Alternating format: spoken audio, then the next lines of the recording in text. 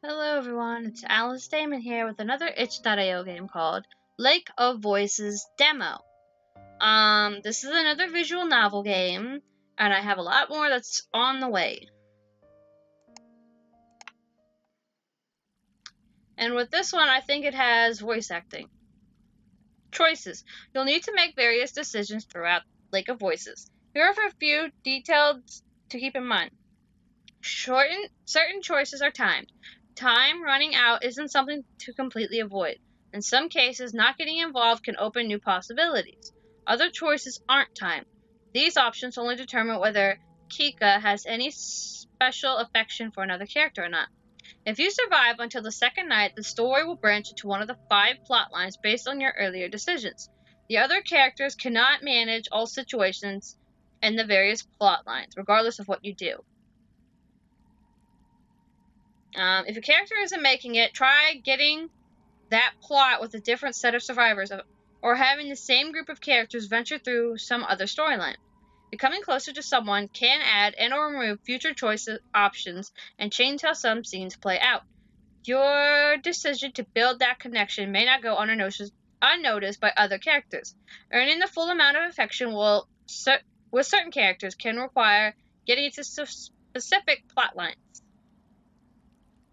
Page up key returns to previous text choice. Okay. Opens full. Okay. So T is the thing. Alright. My grip on my lantern tightens as the fog around us thickens. While the forests in this area are relatively safe compared to Sinnlos, I can't help but feel my hair stand on end the further we get. My free hand fingers the hilt of my sword, something akin to a nervous reflex. Have you seen it before? Have seen what before? Bemelle breaks the silence. Probably saying that wrong. I'm sorry. Either sensing my unease or can't say that either. His own. I hope it's the latter. I haven't. I've had no reason to go near this cursed lake until now. What have you? Also, I love your voices right now. Bemelle scratches his chin casually, as though I asked what his favorite food is. I traveled a long way around it once before. Not so pleasant. Something about it just frays your nerves. Although, even being near it is enough. So I'm not the only one who feels it. A sense of relief hits me, but not enough to undo the buzzing of anxiety. The lake, Sinnlos. Most try their best to avoid it all their lives. The hundreds who die attempting to cross its unearthly black water, dragged to death by the creatures lurking within, aren't a secret. Well, that sounds like a whole bunch of horrible. No wonder you were assigned this mission. What mission? There are a few who've had first-hand experience with the place, even if from a distance. He'll probably keep being picked whenever they need someone to cross for however long he's with us. Bemelle shrugs, bringing my attention back to the dark path before us. At least we're taking the bridge this time. It'll only take 2 days instead of double that, and the sooner this place is behind us, the better. Yeah, this place looks spooky. It would be preferable not to risk it. But time is of the essence. We don't really have a choice. One of our allied villages, Hemmer, is being harassed by brigaders, a band of ruffians. We don't have many guards to send as an assist, only Bemelle and myself. The least we can do is arrive before we are too late to be of any use. Oh, okay, so we gotta save some people. These kinds of squabbles happen often, but have to be put down lest they turn into a blood grudge or an all-out war. The last we heard, neither option was that far off. Ooh, that's not good. Guess we'll see why they chose you to come out here.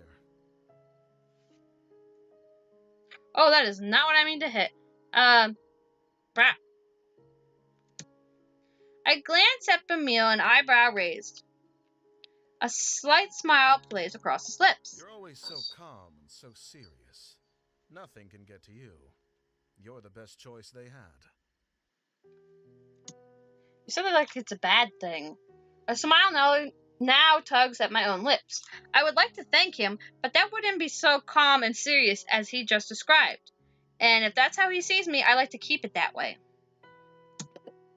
My lack of reaction only makes his smile grow, and he chuckles a bit before refocusing on the path. I do the same. It wouldn't be right to let my guard down in a place like this, but Mal appears to feel differently. However, You know the town on the other side of the lake, though? It's not so similar to ours. If all goes well, perhaps we'll have enough time to enjoy the new area. I doubt it. For the most part, I ignore him, nodding when applicable. Bemelle is a talkative sort, and if chatting helps keep his worries down and his sword hand ready, I have no complaints. After a time, the thick fog surrounding us begins to clear. A slick wooden dock comes into view, and with it, the sounds of water gently lapping at its sides. Bemelle shifts beside me, stretching his lantern arm as far as it will go. He seems tense. Someone's already here. Oh, don't say that! A young woman stands by the dock, eyeing us warily. Does she intend to cross tonight? Evidently, she has the same question. As we step up next to her, it's clear she isn't simply passing by. She's waiting. The stranger nods curtly to us. Margaret. Hi, Margaret. Kikka the Steadfast. Bemelle. Hello? Oh, Bemelle. No wonder, I've been saying it wrong this whole time. Bemelle. Okay, got it. Well, this is awkward silence. There's stuffy silence. Yep. Margaret turns to gaze out across the lake, expression unclear, with not much to say. How do you say your name again? Bemelle. And I do the same. What the heck? From here, the black surface of the lake looks disarmingly calm. Wind rushes across its surface, a sound like whispering. Though perhaps it actually is whispering. I concentrate, trying to place the difference, searching for breaks in rhythm. After a few seconds, I feel foolish. It doesn't matter what the noise is, whether I hear them or not, we're not alone. The Nixi are out there. A feeling that I can't quite shake tells me that they've already noticed the little group of people on their shores. It feels hostile. My stomach sinks, and I instead address Bemelle. Where is the guide? Unless he's on the center island, or on the complete other side, your guess is as good as mine. It's dark as pitch out there. Panic rises inside me. Panic I try to quell. We can't cross without him, and we need to get going soon. You can't cross with him either. Why not? The woman behind us, Margaret, cuts in with something like a snort. What? I know the guide will be here tonight. I have already made arrangements with him to cross. Bemelle and I share a look. The woman seems haughty and willing to put up a I fuss. have his word he'll take me today. It would be wiser for the two of you to begin the trip around if you're really in such a hurry. Or you can make camp here and wait for him to make the trip back if you prefer. I don't need to turn my attention to Bemelle to know he's riled up. I step in before he can say something rash. Even if that is so, my companion and I must begin the trip tonight. Margaret is unimpressed and opens her mouth to argue farther. We'll wait for the guide to arrive before coming to a conclusion about any of this. She clamps her mouth shut, then lets out a sigh. You can do as you like. With the matter tentatively settled, Bemelle moves away. His finger begins to tap loudly against the top of his hilt. He shifts from one foot to another, then groans. What's that bastard even up to? I don't know. Why don't you just wait patiently? I almost visibly start, but manage to restrain myself. He probably doesn't know any better. I'm sure of that. It's not worth mentioning. With a mouth like that, you shouldn't even have the right to ask the guide to take you across. Oh, girl! Ludicrous. He's faced far worse than a bit of foul language. Do Oh! you know anything that's happened with this lake? No, please tell me. I know enough. Margaret is clearly not convinced, but she shrugs and makes a show of turning her back to him. The guide's father is Garvin the Exemplar. Garvin never accepted the guide as his son, all the way up until he died in this lake. Your statement could be seen as tasteless. The guy's father is Garvin. Aw, that's horrible.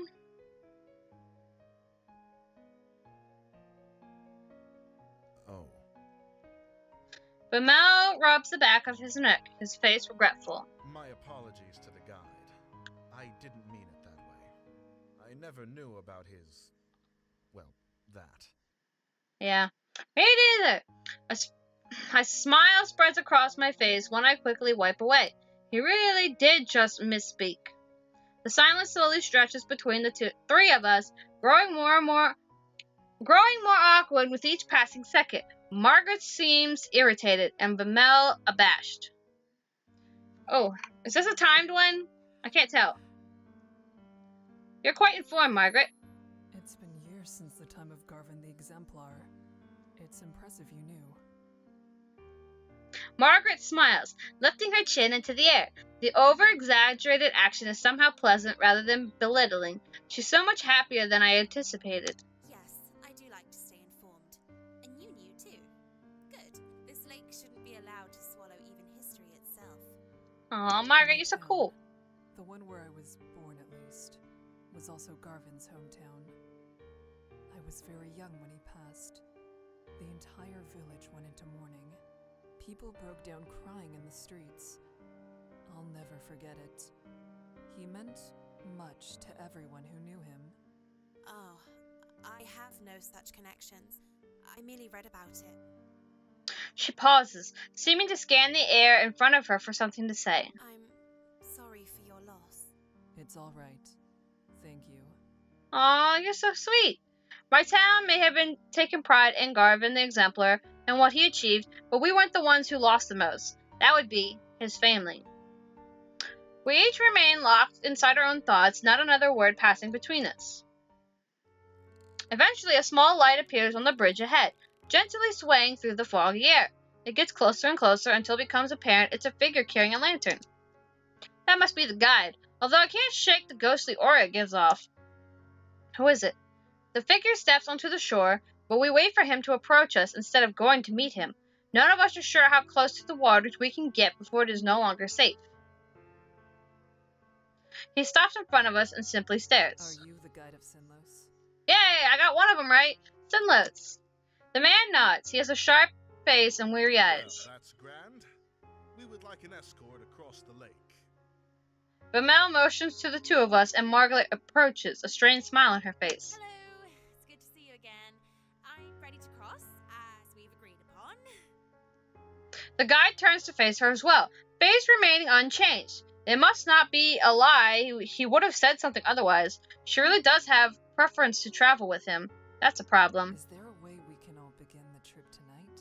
Yes, I will allow all three of you to go. But with that many, at least one will die before we reach the other side. What the heck? What? I furrow my brow. It's a disturbing addendum, and one offered with little emotion attached. Bemelle glares back, asking without asking what we're supposed to do with such circumstances. You should go around. Oh. The sentence hangs in the air, the second half unspoken. If you want to live. We don't have time for that. There are people counting on us for protection. Why does she need to go? Hey, leave Margaret out of this. He jerks a finger at Margaret, whose face contorts with anger. I don't need to explain myself to you. My journey has already been put off once, and I was promised I could go today. I will be going under any circumstances. Okay. She meets Bemelle's eyes with a gaze of steel. He starts to speak, and she cuts in. An extra day or two shouldn't be that much of a problem for you. Whoever you're meeting can surely wait such a tiny amount longer. Patience is a virtue, after all. The night is only so long, and if we're still on the bridges when the sun comes up, we'll all die as they sink back below the surface. If you don't decide soon, no one will be going. The guide is dispassionate, stoic. I would almost feel something's wrong with him if I didn't share the trait myself. Bemelle pulls me to the side, jaw clenched tight. The woman isn't armed. What? What are you saying? His voice is low. He darts a glance at Margaret. We can easily get her to back off if we make this into an actual fight. After all, we have to go tonight, yes? If one of us really is to die, it'll be her. Would staying be a worse fate than her death? How dare you you say that? Every life matters. Now stop it, Bemelle. I stare at the dock, refusing to meet Bemelle's eyes, and try to keep my voice as level as possible. We don't know her situation. This isn't a decision we can make for her. What? Bemelle leans in closer, apparently having missed what I said. I'll remove the sympathy for her in my response when I speak again. The guide won't accept something like that, I assume. His face is grim. Then what else do you have in mind? Something that doesn't involve any of us dying, hopefully. First of all, you and I cannot split up. Either we both stay, or we both go. Right. That's not a question. I cross my arms, a hand on my chin. I have full confidence in my abilities and in Bemelle's. But there's no reason not to believe the guide knows exactly what he's talking about. If we go, he might not be able to give the group the attention we each deserve. That would mean we truly would be putting Margaret's life at risk on top of our own. Oh, shoot! No! I don't want to hurt Margaret. Say nothing. The guide approaches Bemelle and me before I have the time to sort out my thoughts. You will stay. Yes! What? You would have already decided to come if you had the proper mindset for a journey such as this. You two will stay. I'll stay the first route, and if I mess it up, I'll just come back again. You don't understand.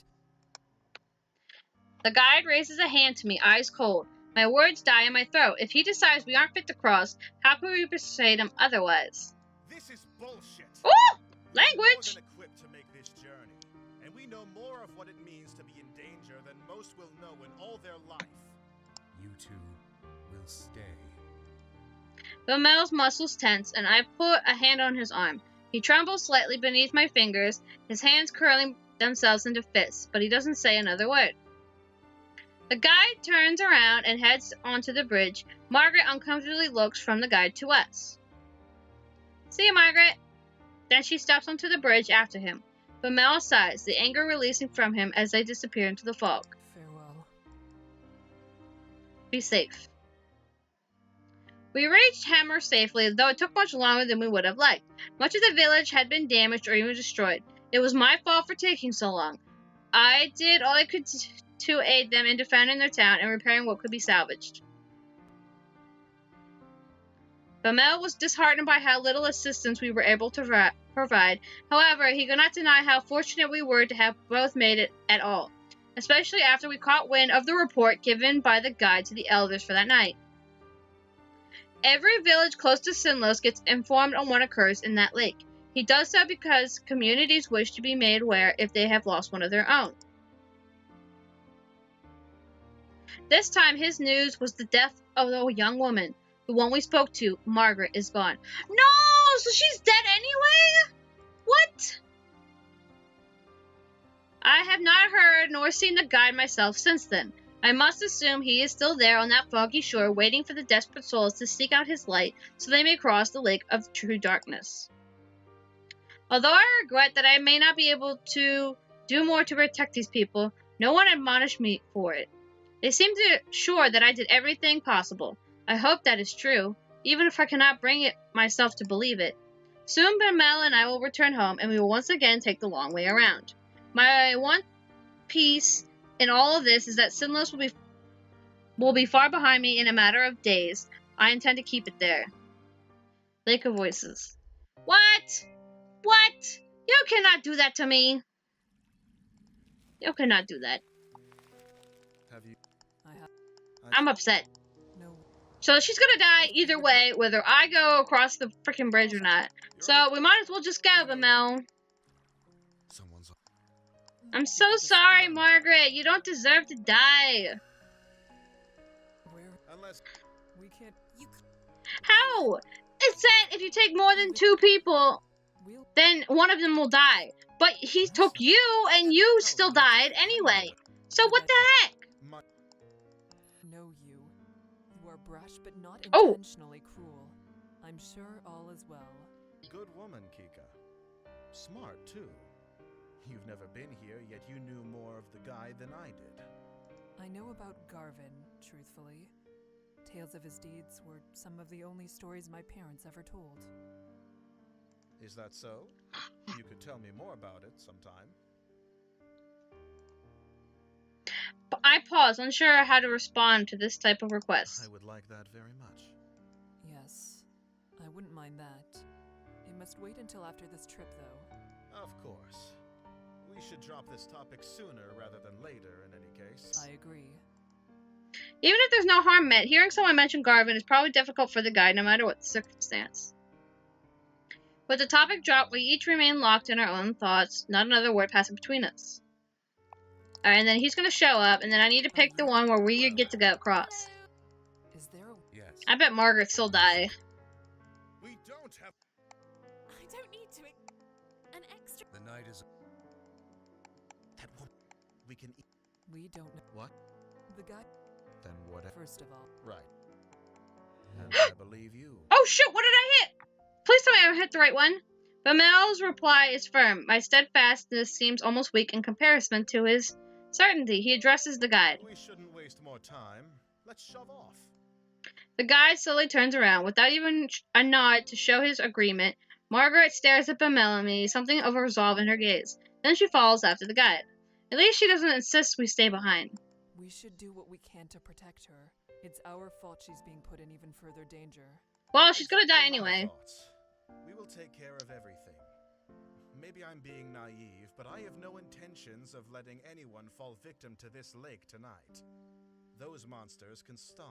Yeah, I wish that were true, but she died either way, so I don't know.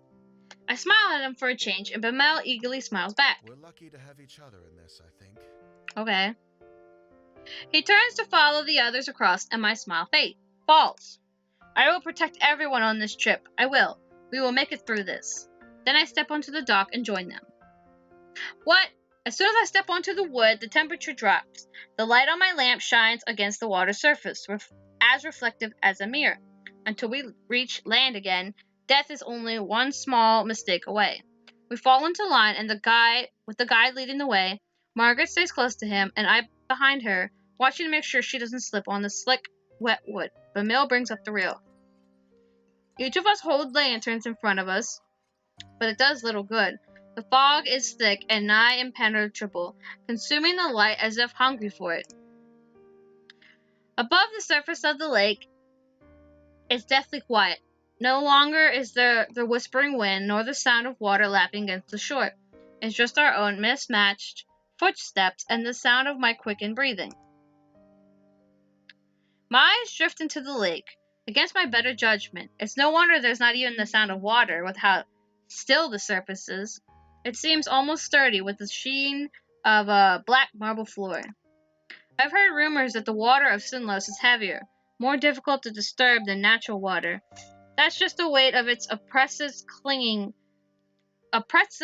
is enough to keep someone down, even without them. Something even darker than the abyss of the lake flickers just below the surface. Or at least I think it does. I turn my gaze to Margaret's back. It's better to stay focused. Fall back a bit. You're following me too closely.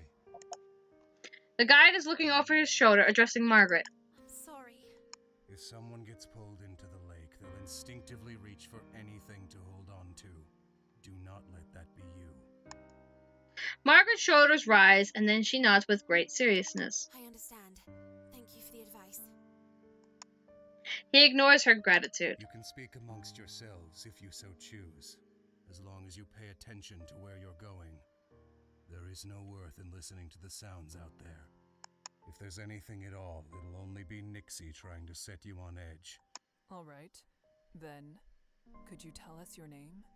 You didn't have a chance to properly introduce yourself, and I've only heard you being referred to as the guide. I don't have a name. He's facing the front again, his voice as expressionless as before. I have no way of guessing how he feels as he says this. Oh. It's probably not something he wishes to talk about. However, there was something else I wanted to say, so changing the subject is not difficult. Margaret, thank you for allowing us to join you. Margaret shrugs noncommittally. It wasn't exactly up to me. The guide said he would take you. She hesitates, and then she looks tentatively over her shoulder at me. But thank you for saying that. It's appreciated. No problem, Margaret. Bemelle and I will do our best to be an asset on this trip, Bemelle. rather than a burden. That's nice. I'm not afraid to be out here, though. Still, at least with your training, you should be able to take care of yourselves. It's comforting to know that everyone here is confident in their abilities. Not comforting enough to forget how terrible it feels to be over this lake. I am not sure if that is fortunate or unfortunate. Believing yourself to be secure doesn't mean that you are. As the conversation lulls, a new sound breaks through. It's the whispering noise again. It's the chattering of inhuman voices, and this time coming from all around us. No! That's no whole lot of no. Stop that! Taking care of yourself is exactly what you need to do. The guide is speaking again, except louder, as if to cover the Nixi's voices with his own. Work to survive at all costs, and hope that everyone around you has enough sense to do the same. That's the only way you'll make it to the other side. Margaret nods in response, but I hear a grunt from behind me. Groups tend to go further when they work together to achieve the same goal. The guy doesn't say anything in response to Bemelle's grumbling either. I'm not sure whether he doesn't hear Bemelle or he just doesn't feel the statements made thus far are worthy of addressing. I have a feeling it's the latter. We go around a large bend in the bridge, part of it forking off to another way. I wonder how the guide knows which one of these essentially identical paths is the correct when something in the corner of my eye catches my attention. I saw something over there. Ignore it, lady! Keep walking. No need to worry. The guide's voice is calm and level. I decide against pressing the issue, not wanting to set everyone even more on edge. What did he say? Perhaps not wanting the conversation to be caught by the guide, he speaks softly, though I couldn't quite hear him because of it. Oh my god, oh my god, oh my god, oh my god, oh my god, oh my god, oh my god, oh my god, oh my god, oh my god. Oh my god. I take my eyes off Margaret ahead of me for a moment to explain it to Bemelle and stop dead in my tracks. Only one word is able to escape me in my stunned state. Behind Bemelle stands another figure, looming in the darkness. Seeing my face, Bemelle grabs the hilt of his sword. He whips around and staggers swiftly backwards.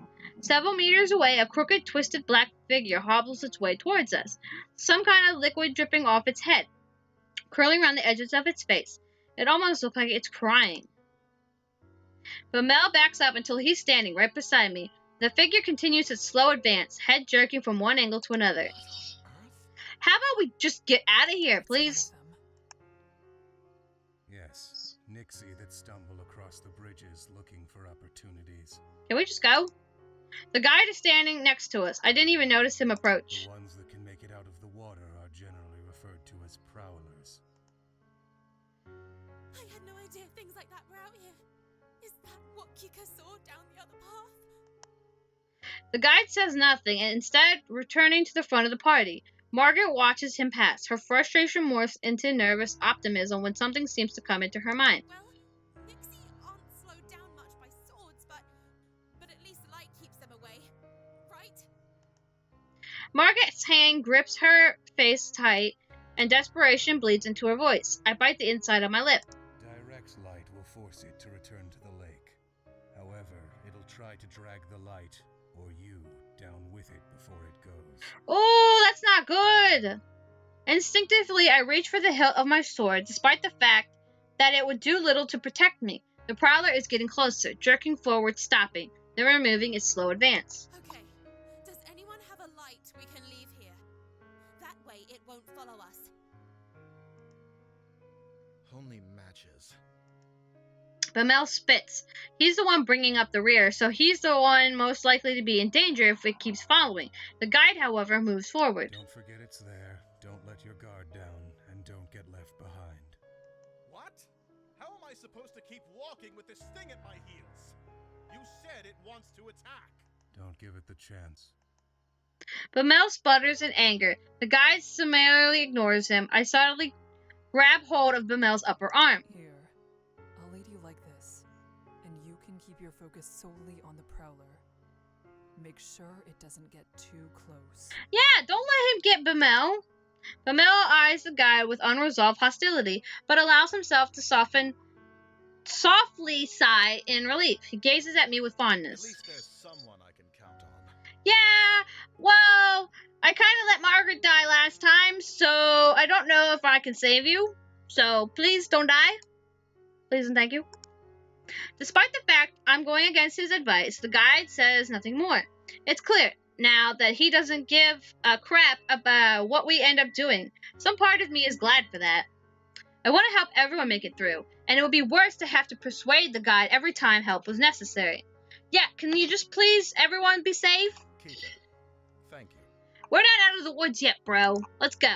Bemelle places a gentle hand on my shoulder. We don't have time for this. That thing is right behind you. Place my hand over his. Why do you breathe deeply every time I do this?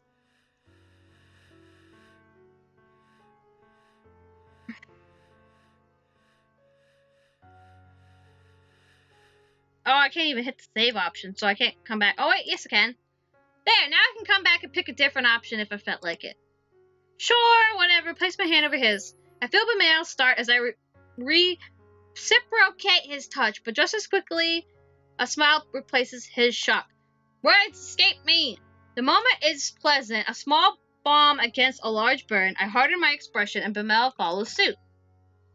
He moves his free arm down. I fully link his arm with mine, and now properly settled, look forward. Margaret is following the guide with some reluctance, turning back every so often to check on us. I wave my lantern to signal we're catching up. Margaret returns her head to the front and quickens her pace. With a tug on Bemelle, we start to follow them. The four of us continue cautiously over the bridges, only this time the wet, squishing footsteps of the prowler join the sound of our own. In spite of myself, I grip Bemelle tighter. The prowler walks without a set pattern, sometimes fast, sometimes slow. It takes longer steps than short ones. At times, it stops walking entirely. Does it hurt to be out of the water like this? Or is it trying to be difficult to read? Suddenly, the whispering in the lake grows louder. I steel myself, trying not to let it get to me. The most important thing in a situation like this is to remain calm. I can't lose my head. Then all at once, I notice the guide and Margaret have come to a halt. Bemelle, they're stopping. Bemelle slows down as I do, and as we near Margaret's back, she says something with akin to distress. Another one. Are you kidding me? I tug on Bemelle as he understands. We draw up close to Margaret, ready to protect her if need be, but the guide holds out a hand. Don't get any closer. Just over his shoulder, I see another prowler tumbling towards us, white liquid dripping from its eyes. The guide's hand turns over in the air, palm up. Give me a lantern. We'll throw it. What? Margaret extends her own with a trembling hand when Bemelle speaks instead, his back still turned. If you have to take someone's, take mine. No! If you take yours, you're gonna get eaten by the prowler. Yes, an extra light won't do us much good when we're standing this close together. Oh, okay, I was about to say. Margaret takes Bemelle's lantern from him, guarded relief displayed her features. Thank you. Oh, well, at least you won't be dead. She hands the lantern to the guide, whose hand grips it tightly, knuckles growing pale. Stay here. I can't throw it too far. The light will blow out before it reaches the Nix. He steps closer to the monster, his movements light and confident. Can we not get closer? As he nears, the prowler starts to back away. Is it only the approaching light that making it retreat, or are they afraid of him? The guide is far enough away from us that the fog is partially obscuring him, hiding his movements. The voices from the lake are louder and louder. Water suddenly begins to splash across the lake, in the distance, and onto the edges of the bridge. They want him to mess up. I don't notice how tense I am until Bemelle eases my grasp on his arm. Then suddenly the guide takes multiple long and fast strides forward, throws the lantern, and jumps backward to regain his lawless distance. There's a sharp hiss, and then a deep splash, and the voice of the Nixi grows quieter. Not silent, but quieter. A sigh escapes me, and the guide comes back to our group. We should keep going before it comes back. I glance at Bemelle, and he realizes too is looking relieved at the guide before us. And then I see it. What the frick? The first prowler. It's still there. It's right there. Pull Bemelle forward. I shift around, pulling Bemelle behind me. The prowler lunges after him, barely missing Bemelle, but striking my lantern instead. The fire goes out, and the two of us are pulled plunged into an unearthly darkness. Then there's a sick splash. I realize the Nix has retreated into the water. Somehow, Bemelle and I are still standing. We are still here. Kikka, thank you. Don't! I can't respond. Something cold, wet, and slimy has grabbed my ankle. No! Kick it off! Kick it off! Kick! Shoot! I hit too many buttons. History. Ugh! Don't do this to me! You're freaking me out.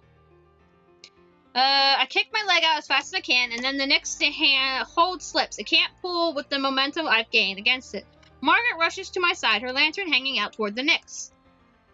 The light brushes its face. We see it for an instant, its eyes wide, and then it slides back into the smooth surface of the water.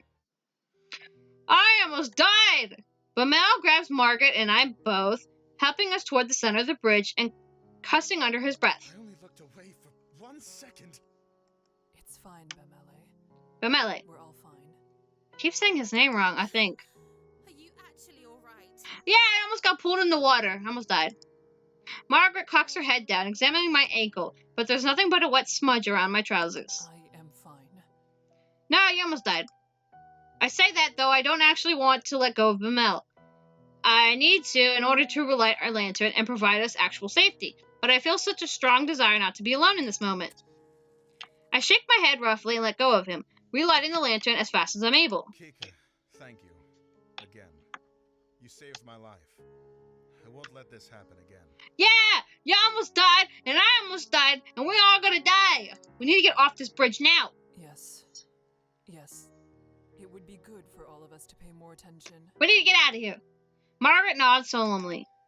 Suddenly, it seems like we're all on the same side. It isn't only Bemelle and I. She is with us more than simply presence. The guide's voice, as cold as that monster's grab, ends my train of thought. I lost the lantern I threw. The Nix grabbed it after the light went out. Margaret makes a noise. I glance over, wondering whether she's upset, but there's a small smile on her face instead. It's better than them taking anything else. Yeah, than us! A nervous laugh bubbles up out of me and just as quickly stops. Bemelle chuckles in response, and our collective tension eases up, the adrenaline draining from our bodies. We need to keep walking. Yes, we need off this bridge now. The guide starts down the bridge again, and we join him. I try to clamp down on the relief, the ease that wants to flood my head. It's not over. The prowler is gone, but so is Bemelle's You lantern. can stay near me, Bemelle. Bemelle. Since your lantern is lost. Bemelle, not Bemille. Bemelle. You know what? Your name is now Bem. B-E-M. Bem. I can't remember your name. Bem. I appreciate it. Or L.A. You're right, your name is now L.A. Margaret goes on ahead of us. L.A. stays by my side as I keep at the end of the line. The breath of release for Margaret and L.A. is quickly swallowed by the somber atmosphere of Sinnlos as well, replaced by the gravity of the near-death experience. Never mind celebrating his survival, something like that shouldn't have happened in the first place. The memory of the prowlers reaching out towards us appears each time I close my eyes. Why does it look like something's dripping down their faces? They're crying, obviously. The prowlers are on Margaret's mind too. Looking at her pain expression, it's as though the moment of relief never existed at all. I'm not sure. Me neither. Something's wrong with them, though. They're crying, obviously. They live in water. Air shouldn't be good for the things, but they want to drown humans so much they're willing to drag themselves around on land? It's not right. Yeah, I know, it sounds suspicious. Of course it isn't. They are monsters. They likely do not understand even the concept of right and wrong. Well, I don't disagree that there's something very wrong about them. I truly, truly hope that's the last we'll see of the Prowlers. Yeah, me too, but now that you said that, they're gonna all just swarm us. So thanks for that. Something comes to her mind, causing Margaret to end her part of the conversation early. You, since you two have to share a light, wouldn't it be safer to be in the middle? No, if you are at the end, they will get you. Margaret stops and waits for L.A. and I to reach her position. That way, you'll catch the edges of my light and the guides, and it won't be so dangerous if Bemelle loses his position momentarily. That's a very kind offer, Margaret. LA's surprise is so apparent, I want to cover his face with my hands to stop him from insulting her. She merely smirks. I think Margaret may be surprised with herself, too. LA returns to his usual surety. As thoughtful as it is, I, at least, am fine with bringing up the rear. I'm used to keeping watch for monsters, and since there are two of us, I can pay attention to the back while Kikka focuses ahead. It's not my light, though, so I shouldn't be the one to decide what she should do with it. Margaret and LA turn to look at me in unison. Seems like it's my decision. I hope it's not a timed one. Please don't be a timed one. Neither of them are wrong. As for me, my goal is to protect everyone. I can't very well do that with Margaret following behind us. But being stuck in the middle of the group could also be dangerous depending on what circumstances we come across. Getting pincered by the enemy would be an almost sure death, no matter how experienced Bemelle and I are. I just don't know what to expect from this bridge, and that makes things so much more difficult. It's a timed one! No, the current format has worked so far. So you're staying behind? I don't want you to die. You are not an experienced fighter. If I put you at the back, you will die for sure. Seems like it. Yes, I think we'll be good here. But really, thank you. That was a very kind offer. Well, alright. Margaret respects our decision and trots ahead a bit to catch back up with the guide, he who has paid no mind to the entire affair. So, I don't want to sound like a child, but how much longer until we arrive at the halfway point? I don't know. Margaret chuckles, reflecting the amusement I don't want to vocalize. We still have some ways to go. Oh, come on, are you serious? Damn. I suppress my laughter yet again at his pouting response. The gloom we've been under dissipates slightly, like flickering through the fog. The first trial Like tends light. to be the most difficult. I believe we will only react better from this point on. That's what you say, but then the whole swarm comes at us. I like the way you think. Then a gleam enters Ellie's eyes, and he grins. I think Kikka deserves a round of applause. Her quick reflexes are owed the utmost appreciation. Thanks! I was totally freaking spazzing out when I had to pick the choices to get away from those things. I thought I was gonna lose you, and then Margaret, and then everyone. He leans softly into my shoulder, trying to get me to, what? It was indeed a sight. You're quite capable. Bemelle was also a sight, but for very different reasons. The way he froze with his mouth was a laugh in itself. Girl, please! Ellie shakes a fist at Margaret in mock anger, then shoots me an affectionate look. You should know, she and I are usually on equal footing. Oh, yeah? The only reason you had footing at all is because she pulled you back. Also, Margaret, I'm starting to really love your voice. Ellie laughs self-consciously, scratching his head. That's very true. You can always count on Kikka. Aww, thanks, Ellie. I keep my eyes steadily ahead, unsure how I should respond. I'm pleased, almost grateful to hear what they think of me, but I don't know what I could say that wouldn't seem pathetic. Instead, I contribute the best way I can. I keep my focus on the path ahead of us. Without a response from me, the conversation quickly dies out. Still, it eases my heart to be on such friendly terms with my companions. And then something horrible happens, I bet. After some time, I notice Margaret isn't keeping up with the guide as much as she was before. I realize it's because the guide has increased his pace. Can you slow down? We can't keep up! Margaret begins to jog in an effort to keep up with him, and LA and I do the same. Despite this, the guide keeps getting further away. We go faster and faster until suddenly we're full on sprinting across the slick wooden boards. Figures in the dark fog fly past us at a blur. It occurs to me the branching paths in the bridge appear to be sinking. Oh no, is the sun coming up? I try hard to swallow my rising panic. The guide shouts something, but it's drowned out by the frantic pounding of our footsteps. I'm trying to piece together what he said. Don't stop, turn, when he takes a masterful sharp right down a different path, using his own momentum and the sleek wood to slide into the new direction with no loss of speed. Margaret must not have worked out the warning either, as she completely caught off guard by the guide's changing course. She runs straight ahead, past the turn, and continues down the path we've been following up till now. She calmly begins to halt her momentum down the wrong bridge. Then I come up upon the fork. Turn! I make a hard turn, following the guide and leaving Margaret at the rear. Ellie's footsteps stay as loud as they were before. He's made the turn, as close behind me as ever.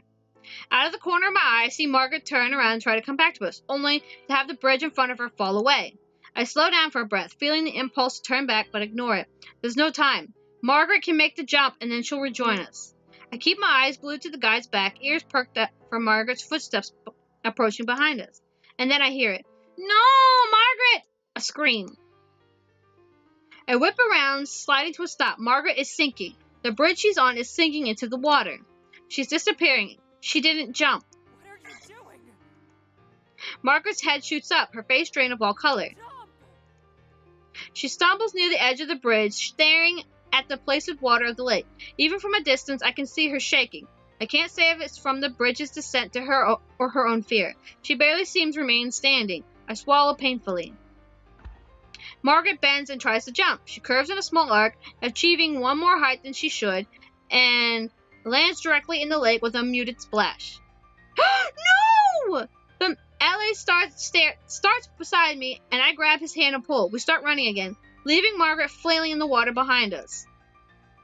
We don't need to watch this. We both know exactly what will happen to her now. Margaret's anguished cries pierce the night, then the screaming stops. My legs grow weak. It isn't right, but I push myself to keep going. Heck no! Heck no! I am not leaving her behind. Heck no. Yeah. No. So, when I get to the turn... Staying behind? Seems like it. Well, So, I don't... We stare. the first... When we go to the turn, I need to wait. I'm not leaving Margaret behind. Not after this sweet moment that passed between all of us. I am not leaving you behind, Margaret. I don't care. I will keep playing this game until I save you. You died the first time, and that was my fault. But not this time.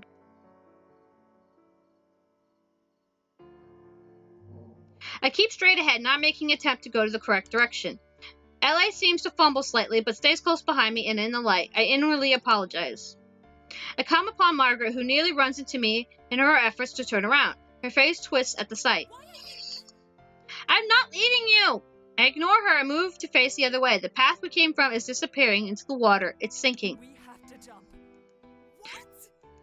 Margaret holds up her hands, but I grab her and spin her towards the path the guide is on. Go. We'll catch up. But... Bemelle and I will have to jump together. He needs the light. Just move. I practically shove her. Without further hesitation, she takes the leap. She makes it just past the edge of the bridge, knees buckling as she lands, but is soon back up on her feet and holding her lantern out towards us. She beams with pride. Point towards the guide. I gesture down the bridge to the guide's rapidly fading light. Margaret slowly nods, and then she runs after him. Here. I offer Ellie my hand, tightening my grip on my lantern. Ellie accepts the offer, giving it a brief squeeze. A tight smile plasters itself across my face as I try to calculate the distance between our bridge and the other. Then the ground starts to shake more. We dash to the bridge's edge and leap. The cold air rushes past my face, winding its fingers into my hair. For an instant, I think I see something moving under the surface of the water. Then we land hard on the wooden bridge. Ellie lands at a soft lie as we both creakily get fully back on our feet. He gently runs a thumb over the top of my hand before releasing it. That's a clear sense of affection to it. There's a clear sense of affection to it. Stay close. We need to run. Ellie, that's not the time for it. Behind you.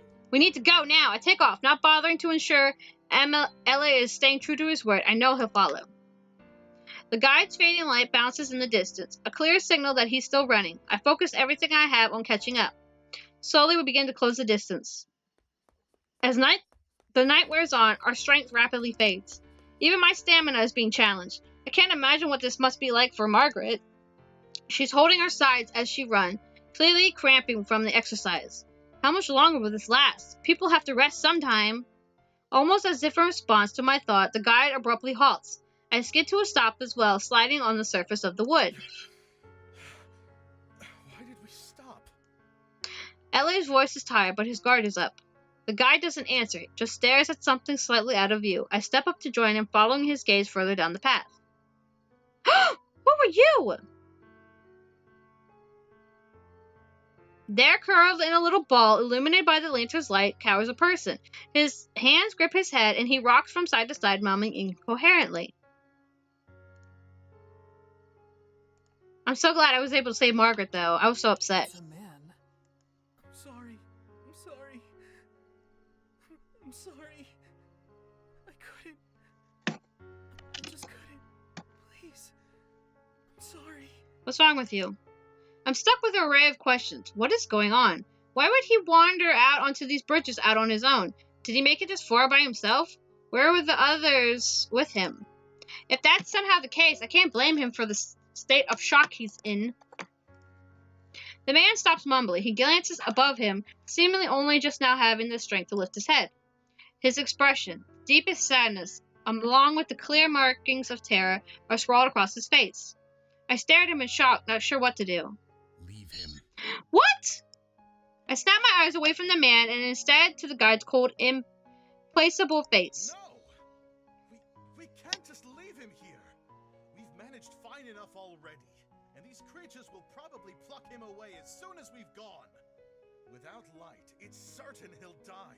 He won't make it regardless. What do you mean? The guide turns towards us, his eyes seeming to glow from the closest of his lantern. For the first time, I feel uncomfortable in his presence. Whoever shelters him will only risk dragging themselves down with him. Leave him. I glance at the others, but Ellie is outraged, but Margaret is staring at the man with something like fear. She's uneasy, but she doesn't voice her concerns.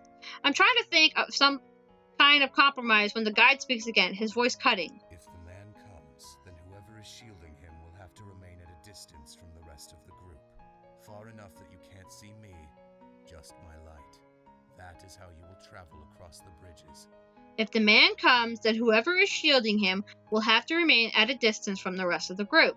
Far enough that you can't see me, just my light. That is how you will travel across the bridges. Shoot. And they need all the light they can get. I didn't agree to lead this man, and I won't. If you ask me to, I will leave you all behind. You can't do that! We don't know how to get across! Adrenaline surges through my veins and I tense up. It's a painful reminder that the guide isn't here to save our lives, but merely to show us the way. We're on our own.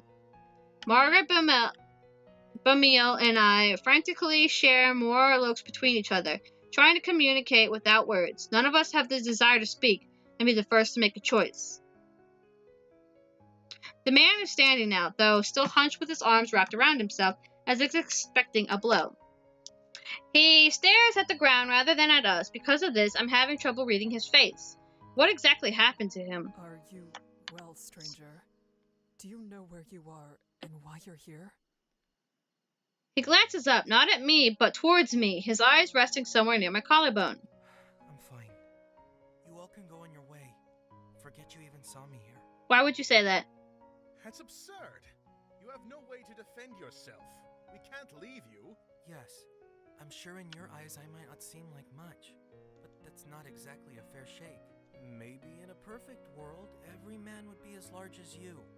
But that's not how things always go. Doesn't mean I'm defenseless. The man's response is meandering. The words themselves seem to be in good jest, but he's still barely looking at us. Fidgeting with his hands, Bemelle frowns, unimpressed. It was Bemelle. a joke. Ellie. He smiles hesitantly, making eye contact with each of us for the first time. What part of it was supposed to be the joke? Do you even realize what is happening in this moment? Never mind. Forget that too. Point is, I'm alright. No, you're not. I just saw freaking Margaret die. You're not dying. You were curled up in a ball when we met. Exactly. Something must be wrong with you. Oh no. Sounds like you've been talking with my father. He lets out a weak laugh, coupled with an eyebrow raise, voice trembling. No one really knows what to make of this. The man gives a small wave and begins down the path we came. Ellie huffs, tossing his hands into the air. That's not even the right way. It could be if he's trying to get to the side we came from. He must have come quite a ways if it was the other shore that he started on. The man's smile grows. Good. That's not so bad. There's no response to his mark, unsure of what could be said. I I still think he should come with us. A person needs a light, and the guide himself said he won't be able to manage on his own. Sticking with us is his best option. Or we could give him a lantern and hope for the best. I look over the man's body, noting the scrawniness of his limbs. Scrawny, but not necessarily lacking in muscle. The bravado he was showing as he tried to leave us has faded yet again, and now he's standing quietly, looking at us as if watching a play. Interest, but no true connection to the events. It's easy for you to say such things, but whose light are you offering? It's not mine, and you are putting her in even more danger with your own presence already.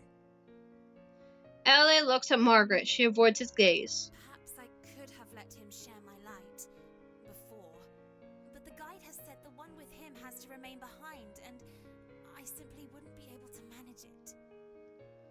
Ellie's hands turn into fists. He looks away but doesn't say anything. For a moment, no one does. I feel a cold sweat on my brow as what I feared come to pass.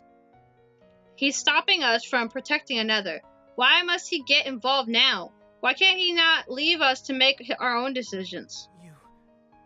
Don't worry about me. I'll be on my way now. The man's voice is full of something I cannot place, and he starts to shuffle back down the way we came, arms still clenched around himself. Margaret may not be able to take him, but there's another way this could be solved. I could stay back with him. And then we could all die together. Sorry, but I don't want anyone to die in this playthrough. I'd still put Ellie and myself at significantly more risk, but at least this man will stand a chance.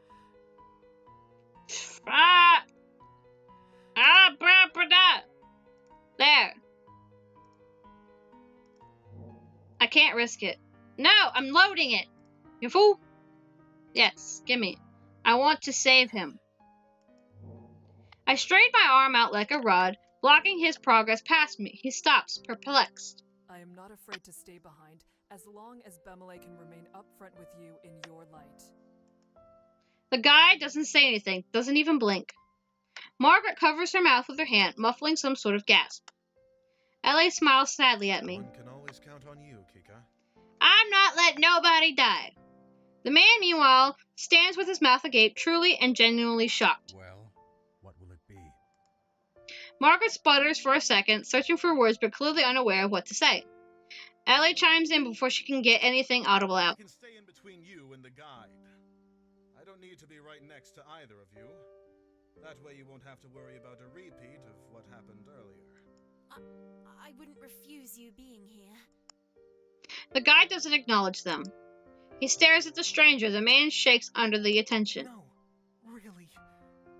I could just go on my own. It's fine. Whatever your name is, no, I will save you. I step closer to him, lending the support he seems to desperately need. You do not need to go this alone. I will protect you. Oh, Kikka, you're gonna make me cry. You're so sweet. The man stares at me. I return his gaze, willing him to see my certainty. There need no blood spilled tonight. Slowly, the fear melts off his face, replaced with something more like resignation. Then he drops his gaze to the floor. Okay. All right. Stay with me, stranger. I don't even know your name. I grasp his shoulder and turn to the rest of the group. You should get a head start, correct? You'll have to put some distance between us. No, we don't have to do that. No, you heard what the guide said. Yes, we do.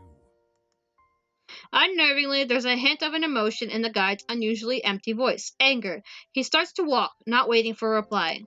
Margaret grits her teeth, eyes filling with tears. Face flushed, she mumbles something in a small voice, something I'm just near enough to hear. Why am I always so powerless? Margaret, don't! You're gonna make me cry! It'll be alright, I swear. If not, I'll find a way to make us all be safe. The statement catches me somewhat off guard. Margaret powerless? She's not a mercenary to be sure, but she seems so certain of herself. Then again, I don't know the reason she needs to cross this lake. I hate that sentence. There's just so much happening right now that I can't stand it. Before I can decide whether I should respond, the tears fade from her eyes. Margaret takes a deep breath. Please be careful. I'm gonna try, Margaret. She takes a few steps back, lingering near enough for Ellie. Ellie smiles, first at the stranger, then at me. Take care back here, alright? We'll all be together again when we reach the halfway island. It won't be too much longer now. Yep, hopefully we don't die. We'll have a nice little camp out, and you can properly introduce yourself to us. Maybe even tell a real joke or two. The man emits a nervous little laugh and ducks his head. The prospect must not be enticing to him. With the stranger having pulled himself out of the conversation, Ellie looks seriously at me. I'm sorry to put you in even more. Stop. Ellie shakes his head, still smiling. I don't begrudge you at all. In fact, I'm glad you did. All I want is for you to remember that goal. Each of us, together, on the island, and then on the other shore, safe. This isn't about what our job is, or where other people need us to be. True. I nod in response. Ellie opens his mouth and closes it. He swallows hard. I will do my best to save all of us. You two. I'm surprised to hear his voice wavering slightly. He swallows again, then continues. You two should look out for each other. We will. He takes a few steps back as if to go, but his eyes don't leave mine. He hesitates for a moment, then he crosses back to me and puts a hand on my shoulder. He smiles at me, a full smile of pride and nervousness and fear. I smile back, doing my best to communicate my gratitude and my resolve. I can't tell whether he understands. He softly glides his hand down the width of my arm before moving away for good. Then he takes his position ahead of Margaret. Watch out for yourself, too. Not just for everyone else. Obviously. I almost died back there. The guide figures disappears with only his lantern to lead the way. Ellie and Margaret are finally forced to leave us behind and catch up with him. I watch them disappear into the fog, an odd feeling in the pit of my stomach. I cannot recall the last time I had difficulty seeing someone leave. No, it's good. You should go after them. I will not. Not until I make sure you're safe too. I almost forget the man was there, standing right next to me. Now he looks at me with desperate eyes. You don't need to do this. Yes, I do. What? I'd rather know you returned to them safe, and that you all had a chance to make it back together. The way they acted, having to go on without you, no one would feel that way for me. I'm not worth it. Oh my god, you're gonna seriously make me cry. You are worth it. Now stop. That's not. Oh my god. You are important just like anyone else is. Don't let anyone say otherwise. I stop, unable to say the last word. Can I claim that he's wrong? This is the one thing he has seemed sure of, and I do not know him. Empty platitudes may be worse than nothing at all. He smirks at my mumbling reply. I'm caught off guard by the change, with only that it seems that he's in his element. It's true. He continues to grin, more so to himself than me. You lot certainly made a scene, huh? That's nice. Being loved and all. Stop! You're gonna make me cry! He clarifies after I must have given an undesired reaction to the statement. I am so disconnected with myself, I am unsure if surprise appeared on my face or if it was a lack of emotion that put him off. I don't know exactly what kind of love it is you share, but there has to be a bond in that group of yours. Yeah, we developed it on the way here.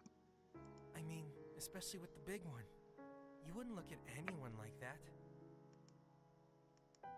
He laughs and then speaks quietly. Doesn't matter. I can still try for the other shore. Go. No! For the last time, I will not leave you. I will stay. My certainty shocks him. I can tell immediately he has returned to his meeker self. The man starts to speak again, but I interrupt. We should start walking. That should be enough of a head start for them. He hesitates a moment, but ultimately begins walking at my stride. I am relieved. I can never be quite sure what will come from this one. We move in silence. The man doesn't seem to want to speak anymore, but he keeps glancing at me as if expecting something. Somehow his odd behavior is comforting rather than disconcerting. Perhaps it's because he's more nervous about all this than I am. It's putting me at ease, making me feel more capable. I shouldn't allow myself to get comfortable, however. We're in a more dangerous position than ever. The whispering from the lake, so faint after Bemelle's close call, now surges forth. It grows nigh unbearable, the creatures teeming below the surface. I dare not speculate on what has them so excited. Have you a name? Please tell me your name. The man chuckles dryly. Barely. I don't really know what I am to take from that. This time his laugh is more of a bark, quickly out and swallowed back up. Then he frowns. Lou. Only 2 letters. So barely. Lou! I see. What are you doing out here without the guide? Perhaps the question isn't appropriate to ask. After all, only the darkness of circumstances spurs someone to cross Sinnlos. But this situation is very strange. I might even go so far as to say it's suspicious. I know that's not fair, but I can't help it. Years spent anticipating danger have made me wary. That's a good question. I'm not sure I know myself. What does that mean? Is that some sort of joke too? Or do you genuinely not remember how you arrived where you are? No, it wasn't a joke. Or, well, there is a point to it all. Then his voice, already by nature and light and airy, drops to a whisper. But I don't know why I even tried. You'd think that I'd be able to call a spade already, right? What are you talking about? He looks up, noticing my gaze still leveled at him. Then he I'd shrugs. rather not talk about it. Please, I want to know your story. Tell me. That is what become the norm. I don't fully understand what he means, but I can at least guess that he's not very happy with himself at present. And like it or not, he won't be sharing his real reasons with me. Aww. What about you? What brings you out on this little adventure? I have to go save a town full of people. People. On the other side. People who need my help. You have someone waiting on you? Then why are you risking yourself on me instead of worrying about what's going to happen to them? Because you're important too. I feel my brows furrow from my speck of alarm. Is that really what he took from this? I survey his face with a flick of my eyes, but there's no mischievous gleam to his look now.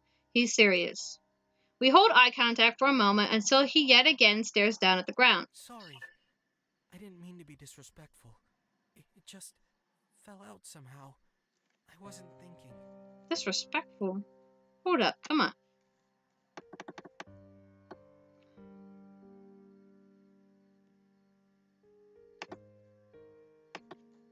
You're important as well. His stare shoots back up at me, his eyes wide. Yeah, why did you think that? I know that... Of course I'm going to be there for those counting on me. But you aren't nothing. I won't simply turn my back on you. I don't want you thinking that you are nothing, because you're not. You are something. I myself has thought this about myself before, and it's really sad that you think this way. I want you to feel better. He smiles sadly, the kind of smile only someone who has experienced great hardship has, a smile I'm all too familiar with. I probably have to disagree. Still, that's nice of you to say. We may not know each other well, but you wanted us to go on without you for our own safety. You even tried to have a sense of humor about it. That counts for something. My statement is far from grand, yet he becomes distinctly bashful all of a sudden. Twitching his legs with each step, he hangs his head and mumbles his next phrase. Sadly, he seems unaccustomed to receiving praise. That's true. Thank you for staying back with me. It's kind of nice. Don't worry about it, Lou. I just don't want nothing bad happening to you. No need to thank me. Oh, right. I can't even show gratitude correctly. Of course. Don't mind me, everybody. It's just this game is super emotional because I'm more like Lou than I even want to admit. I go to give him a look, but he's smiling. He looks less pitiful than usual. He almost seems content. While crossing Sinnlos? How? Why? It is not funny to make a joke out of thinking that way about yourself. No, it's not. If you don't want people to say things like that, then you shouldn't reject their things. Either I did right by thanking you, or I did wrong. Fine. You're welcome. This time he lets out a real laugh, though a short one. I'm glad. He stretches his arm out in front of him and elongates his stride so he's walking a bit ahead of me. It sits wrong with me. He's relaxed and completely unguarded. He's even fine with distancing himself from the light and all the odd comments he has said so far. Then a thought strikes me. Maybe the reason he's so calm is that he doesn't care what happens to him. My heart plummets into my gut. Hang on, I gotta... excuse me.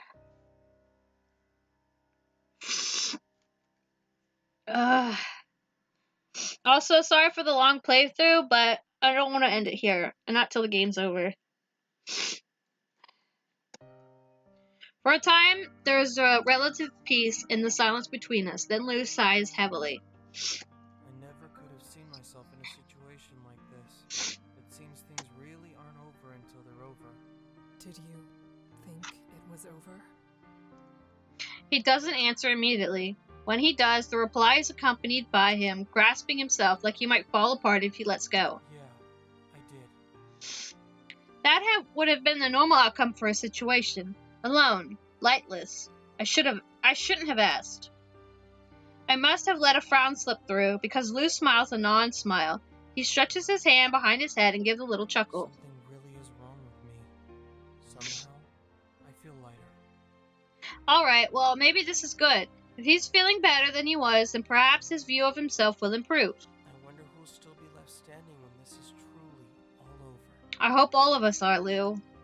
What? Everyone will be. Yes. I say it firmly to end the discussion, but Lou's expression grows grave and unusually sympathetic. You know that's not possible, don't you? Someone will go. You should focus on making sure it's someone else. No. I'm not losing anyone. Never. You don't seem to be concerned with self-preservation. That came out more hostile than I had expected. He doesn't mind it. True, but it's not the same for me. I still don't know how I'm supposed to interact with a person like him. Making conversation is already not a strength I possess. Regardless, Lou echoing that statement was not something I had expected. The whispers from the lake, which had already grown, now speak faster and clearer. The individual words are almost audible. I'd likely be able to make them out if I knew the Nix language. For a split second, I wish I did.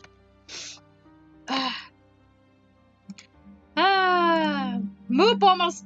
Like, when I played Moop a while back, it almost made me cry. But on this one, it actually did make me cry. So, like, what the heck?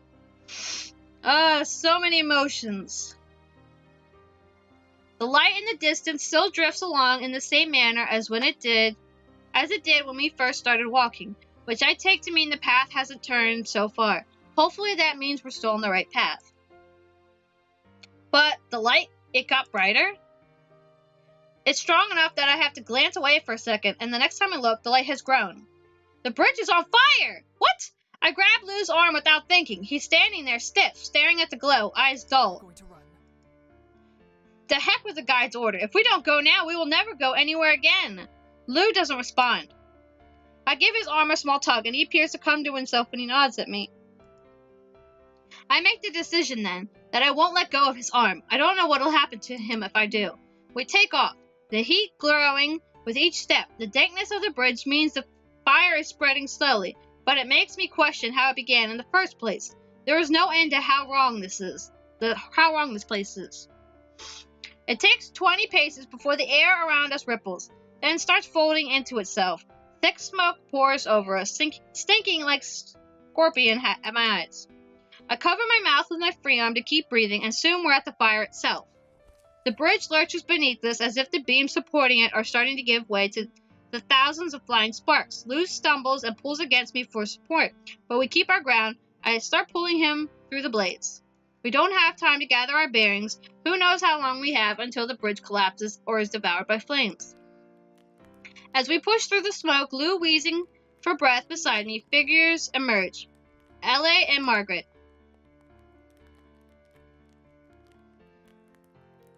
I look at the two and the situation around them, baffled. None of the individual pieces make any sense until the reality of it hits me all at once. The guide is gone. Margaret paused at the bridge. Her lantern is at her side. It's her glasses she's missing. Ellie is off to the other side, lanternless, with only the flickering embers in the wind to keep him out of the darkness. I want to pretend that they're both fine, that they'll be capable of handling themselves, but I know that's just wishful thinking. Both of them are in danger. I don't know how the Nixi feel about fire, but how daring they'll be with it so close by, but I can't assume this is an opportunity they would want to miss.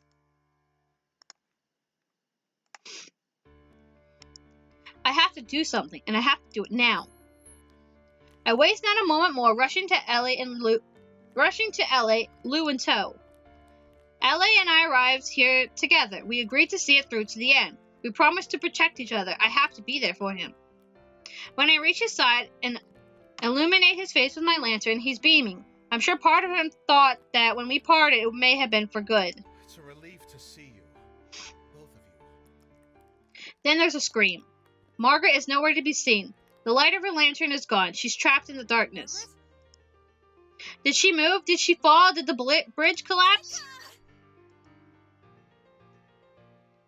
I hear her and turn in her direction. There through the smoke, I see her looking up at me. She's trying to stand, but she's struggling for some reason. Then I see a gleam of white on slick black behind her, and I understand why. A Nix grabs hold of Margaret's dress just as she gets to her feet.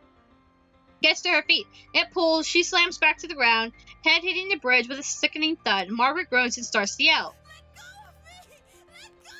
Quick, we gotta save her! She's flailing, kicking her legs and arms. She's disoriented. She doesn't know where it's coming from. The Nix yanks her again. Another grab hold, and she feels the tug enough to grab onto that portion of her dress to tear it off. She's trying to rip it off. I run to her side, my light finally illuminating her form. Seeing the light spill onto her, the Nix retreat back into the water, but they don't let go of her dress. Margaret screams, being dragged across the bridge. She digs her nails into the wood to stop herself, hands bleeding, but each soggy hand she finds slips through her grasp. I reach my hand out to her. Margaret looks at me, kicking again with her leg. She doesn't even try to reach for me. She knows it's not going to fix this. Then she disappears. There's a quiet splash. No, Margaret! I rush to the edge of the bridge, searching the water for some sign of her, but there's nothing. Nothing but the placid black sheen of the lake. They took her down with the rest of them. Tears burn my eyes. I'm sorry, Margaret. None of this should have happened. What? Are you kidding me? Is there no way to save Margaret? Then a warm hand clasps my shoulder. L.A. He smiles through a pained expression. I stare at him and can barely keep myself together. What happened to the guide? Is he also? My voice cracks in spite of myself. I don't know that I want to hear the answer, but it has to be said. No. That man's still slinking around this hell on Earth. The bridge jerked, Margaret's glasses fell off, and the guide kept going. I stayed, but I kept my distance in case... He looks away. In case there was a repeat of last time. I shouldn't have stayed so far off. It's not your fault. I could have thrown my lantern or gone to her sooner or anything. Kikka. I'm furious with myself. It's our fault Margaret was put in danger in the first place. Margaret didn't get to choose whether Lou came either. I made that call. She was so kind to us, and yet when the choice had to be made, I threw her to the side. L.A. seems to have read my mind and comforts me over thoughts I have unsaid. Listen to me. We tried. You never gave up on anyone. Not for a second. Yeah, but I still wanted to save everyone. He puts his second hand over my other shoulder, and resists the urge to embrace me fully. The bridge trembles underneath us once more. I gather what wits I have at my disposal. We need to leave. Which way did the guide go? I don't know for sure, though he went off in that direction. The fog overtook him, but I didn't see him turn. That will work. Lou? I look around for him, realizing he's not with me any longer. At some point, I let go of his arm. He's standing to the side, gaze glazed, transfixed on the darkness. He seems completely unaware of everything that's happened, the fire, the Nixi, the death. I step forward and yank him back to my side. What are you doing? He flinches at the unexpected contact and looks attentively at me, but he doesn't offer an explanation. I'm sorry. That's all he ever says. I let go of him. Both of you stay close. We are not going to separate again. Demo end. Thank you for playing. What? You cannot do that to me! You cannot! Oh my god! You cannot just do that to me! Margaret dies no matter what I do! Oh my god. I'm going to leave a link in the description so that you can play the game yourself and try out all the different options. Okay, so I had to go look up on the itch.io site for Lake of Voices to see when the demo was released, and apparently 15 days ago the full release just happened, so I'm going to then go and play the full game and do more parts for that as well, because I really want to know what happens after they cross the lake. And I also looked up spoilers, unfortunately, because I wanted to make sure that I can save everybody, because I got really upset when Margaret died in the last part. But apparently, you can't save everyone. Someone has to die, whether you like it or not. You have to decide who you want to take across and who doesn't make it. Only one person at the very least. And that's very upsetting because I like all of them. And it's going to be hard when I play the full game to decide who I want to take across and who's going to die. So be prepared for more emotions in the next video, in the next playthrough after this. Alright, this is Alice Daemon signing off.